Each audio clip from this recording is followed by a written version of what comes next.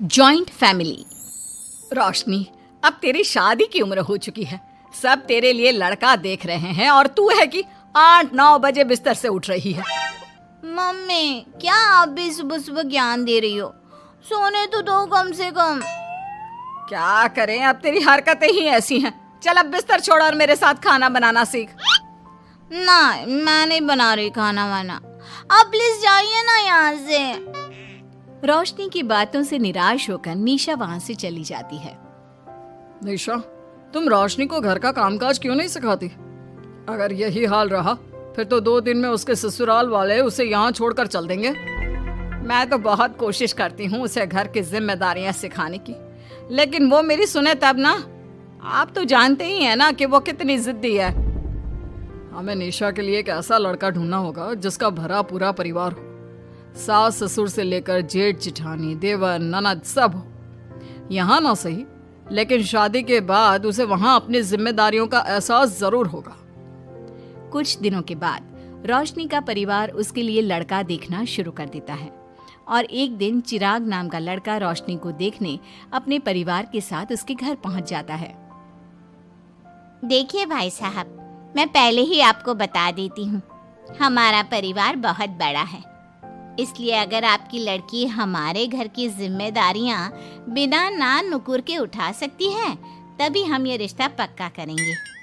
अरे ये भी कोई बोलने वाली बात है बहन जी, हमारी रोशनी आपके पूरे परिवार को बैठे बैठे खिला सकती है, इतनी जिम्मेदार है मेरी बेटी। अगर ऐसी बात है फिर तो हमें इस रिश्ते से कोई आपत्ति नहीं है। तो फिर चट मंगनी पट ब्याह के बारे में क्या ख्याल है? हाँ बिल्कुल, शादी में देर किस बात की, 3 हफ्ते बाद ही शादी का शुभ योग है। अगर आपको कोई दिक्कत ना हो तो हम इनकी शादी भी 3 हफ्ते बाद ही करा देते हैं। अरे हमें इसमें कोई परेशानी नहीं है। इस तरह दोनों परिवारों में शादी की तैयारियां शुरू हो जाती है और कुछ ही दिनों बाद रोशनी की शादी चिराग से करा दी जाती है। शादी के बाद, बहू इनसे मिलो, ये है तुम्हारी दादी सास, ये बड़ी सास और बड़े ससुर, ये तुम्हारे जेठ, ये जेठानी, ये दोनों तुम्हारे देवर और ये इस परिवार की सबसे छोटी बेटी सिमरन, यानी कि तुम्हारी ननद है। परिवार में इतने सारे लोगों को देखकर रोशनी का सर चकरा जाता है।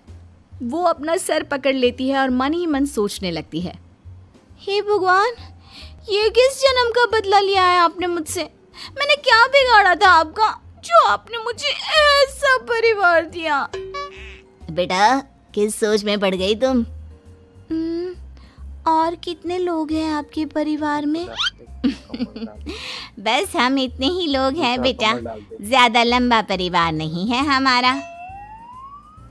अब इससे लंबा और कितना बड़ा परिवार होगा आपका?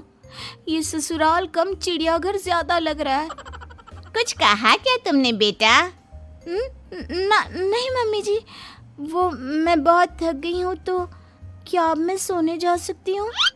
हाँ क्यों नहीं बहू। चिराग, बहू को अंदर कमरे में लेकर जा। जी माँ। चिराग रोशनी को अंदर कमरे में लेकर जाता है। चिराग, मुझे यहाँ नहीं रहना, मुझे अलग रहना है। ये तुम क्या बोल रही हो रोशनी? अभी तो आई हो तुम और अभी अलग होने की बात कर रही हो। परिवार वालों को पता चलेगा तो कितने दुखी होंगे वो लोग। मुझे नहीं मतलब किसी से, और इसे तुम परिवार कहते हो? ये परिवार कम कोई गली मोहल्ला ज्यादा लग रहा है। रोशनी, अभी तुम नई हो इस परिवार में, इसलिए शायद तुम्हें ऐसा लग रहा है। कुछ दिन में आदत हो जाएगी तुम्हें। चिराग की बात सुनकर रोशनी अपना सर पकड़ लेती है। आपको समझाना तो दीवार में सर पटकना है। मैं सो रही हूँ, लाइट ऑफ मत करना, मुझे अंधेरे में नींद नहीं आती। इतना बोलकर रोशनी बिस्तर पर लेट जाती है। रोशनी को देखकर चिराग का मुंह खुला का खुला रह जाता है। वो भी पैर पटकते हुए बिस्तर के दूसरे कोने में अपना मुंह मोड़कर सो जाता है। अगले दिन, देवरानी जी, आप उठ भी जाइए, सुबह के 6 बज चुके हैं। सोने दो ना मम्मी, क्यों परेशान कर रही हो? देवरानी जी, मैं आपकी मम्मी नहीं जेठानी हूँ। सुबह सुबह क्या मजाक है मम्मी? इतना कहकर रोशनी अपनी आंखें मसलते हुए उठती है और अपनी जेठानी को देखकर चौंक जाती है। दीदी आप यहाँ? पिछले 1 घंटे से तुम्हें उठा रही हूँ, लेकिन तुम हो कि अब उठ रही हो? लेकिन अभी तो सिर्फ 6 बज रहे हैं, आपने मुझे उठाया क्यों? वो इसलिए क्योंकि आज तुम्हारे इस घर में पहली रसोई है, तो खाना आज तुम्हें ही बनाना होगा ना। क्या? मुझे पूरे मोहल्ले के लिए खाना बनाना पड़ेगा? नहीं रोशनी, तुम्हें पूरे मोहल्ले के लिए नहीं, सिर्फ परिवार के लोगों के लिए ही खाना बनाना है। आपका परिवार किसी मोहल्ले से कम है क्या? कुछ कहा क्या तुमने? हाँ नहीं दीदी, आप चलिए, मैं अभी फ्रेश होकर आती हूँ। आरती वहां से चली जाती है, जिसकी थोड़ी देर बाद रोशनी भी रसोई में जाकर मजबूरी में सबके लिए खाना बनाने लगती है। पूरे 2 घंटे मेहनत करने के बाद उसका खाना बनकर तैयार होता है। वाह बहू, खाना तो बड़ा स्वाद बना है। सच में बहू, तुमने भले ही बहुत देर लगाई खाना बनाने में, लेकिन खाना बहुत स्वादिष्ट बना है। आपके हाथों में तो जादू है देवरानी जी। मैं तो कहती हूँ अब से रोज आप ही खाना बनाया कीजिए, क्यों मम्मी जी? हाँ हाँ बेटा, बिल्कुल ठीक कहा तुमने। रोशनी, आज से रोज तुम ही खाना बनाना। ये सुनकर रोशनी चौंक जाती है। खाना खाने के बाद सभी लोग रोशनी को शगुन का नेक देते हैं और फिर अपने अपने रूम में चले जाते हैं। क्या यार रोशनी, इतना टेस्टी खाना बनाना जरूरी था क्या? अब फंस गई ना तू। ये सब माँ पापा की वजह से हो रहा है, उनके कारण मुझे ये सब झेलना पड़ रहा है। रोशनी गुस्से में अपने रूम में जाती है और अपनी माँ को फोन मिलाती है। मम्मी, मैं आपको कभी माफ नहीं करूंगी। आपने जानबूझकर मुझे इतने बड़े परिवार में भेजा है, जहाँ मुझे सांस लेने की भी फुर्सत नहीं है। हमने ये सब इसलिए किया ताकि तू अपनी जिम्मेदारियां निभाना सीखे। अब मायके की तरह ससुराल में भी अपनी जिम्मेदारियों से मुंह मत मोड़ लेना। मुझे नहीं रहना माँ यहाँ। इस घर में जितने लोग हैं उतने तो हमारे गली मोहल्ले में भी नहीं थे। माँ, मैं आपसे आपकी सारी बातें मानूंगी, पर प्लीज मुझे यहाँ से ले जाइए। बिल्कुल नहीं, अब से वही तेरा सब कुछ है। वहां से भागने के बजाय अपनी जिम्मेदारियां पूरी करना सीख, इससे हमें भी थोड़ी खुशी मिल जाएगी। माँ की बातों से निराश होकर रोशनी फोन काट देती है, जिसके बाद उसकी नजर नेक में मिले पैसों पर पड़ती है और वो फटाफट से बिस्तर पर बैठकर पैसे गिनना शुरू कर देती है। अरे वाह, ये तो पूरे 25,000 रुपए हैं। किसी ने भी 5100 से कम का नेक नहीं दिया। चलो अच्छा है, कुछ तो फायदा हुआ इतने बड़े परिवार में शादी करने का। अब इन सब पैसों से मैं अकेले शॉपिंग करूंगी, बहुत मजा आएगा। शॉपिंग के बारे में सोच सोच कर ही रोशनी अपने बिस्तर पर कूदने लगती है। उसे बिस्तर पर कूदता देख सभी लोग चौंक जाते हैं। भाभी, आप ऐसे क्यों उछल रही हो? छोटी बच्ची हो क्या? अपनी ननद की बात सुनकर रोशनी का मुंह खुला का खुला रह जाता है। थोड़ी देर बाद रोशनी घर में बिना बताए शॉपिंग के लिए निकल जाती है और शगुन में मिले पूरे पैसों को शॉपिंग में उड़ा देती है।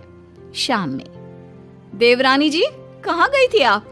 जानते हैं सब आपके लिए कितना परेशान हो गए थे, कम से कम आपको बताकर तो जाना चाहिए था ना। सॉरी दीदी, मैं आप लोगों को बताना भूल गई। वैसे इतने सारे बैग किस चीज के हैं? तुम शॉपिंग करने गई थी क्या? हाँ दीदी, वो आज नेक में इतने सारे पैसे मिले थे ना, तो मैंने सोचा क्यों ना मैं उन पैसों की शॉपिंग ही कर लूं। अरे वाह, ये तो बहुत अच्छा सोचा तुमने।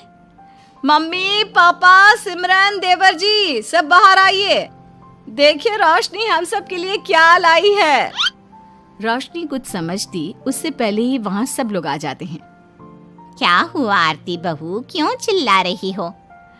अरे देखिए ना माँ, रोशनी हमारे लिए शॉपिंग करके आई है। वो देखिए रोशनी हम सब के लिए कितने कपड़े लेकर आई है। आरती की बात सुनकर रोशनी के पैरों तले जमीन खिसक जाती है। उसके मुंह से एक शब्द तक नहीं निकलता। सच में भाभी, आप कितनी अच्छी हो। बेटा, हम सबके लिए तुझे खरीदारी करने की क्या जरूरत थी?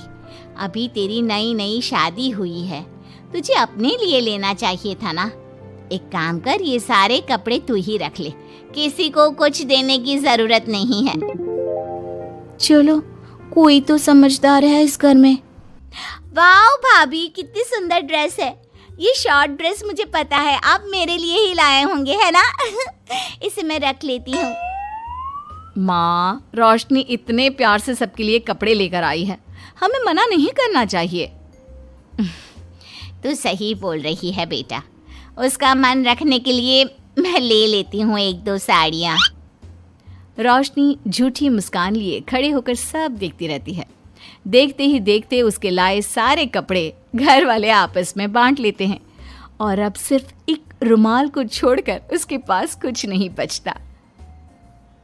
अब ये रुमाल भी क्यों छोड़ा, इसे भी ले ही लेते। इतने में ही सिमरन रोशनी को आवाज देती है। भाभी, वो गलती से रुमाल रह गया है, क्या वो मुझे मिल सकता है?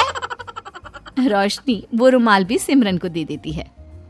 इतनी मेहनत से मैंने ये सब कुछ लिया था, लेकिन इन लोगों से मेरी खुशी बर्दाश्त नहीं हुई, कुछ भी नहीं छोड़ा। थोड़ी देर बाद रोशनी का पति भी वहां आ जाता है। मैंने सुना है आज तुमने सभी के लिए खरीदारी की है, तुम मेरे लिए कुछ लेकर नहीं आई? बस फिर क्या था, इतना सुनते ही रोशनी का पारा हाई हो जाता है और वो चिराग को घूरने लगती है, जिससे चिराग डर के मारे वहां से खिसक जाता है। हाय रे, फूटी किस्मत मेरी, जो ये जॉइंट फैमिली मेरे मत्थे चढ़ी।